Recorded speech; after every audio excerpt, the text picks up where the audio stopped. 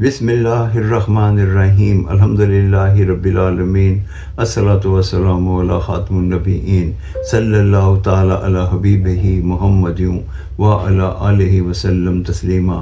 السلام علیکم ورحمۃ اللہ وبرکاتہ۔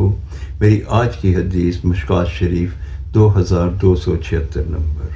رسول اللہ صلی اللہ علیہ وآلہ وسلم نے ارشاد فرمایا کہ اللہ کے ذکر کے علاوہ زیادہ باتیں نہ کیا کرو، کیونکہ اللہ کے ذکر کے علاوہ زیادہ باتیں کرنا دل کی کسادت یعنی سختی کا باعث ہے، اور سخت دل انسان اللہ تعالیٰ سے کوسوں دور ہے۔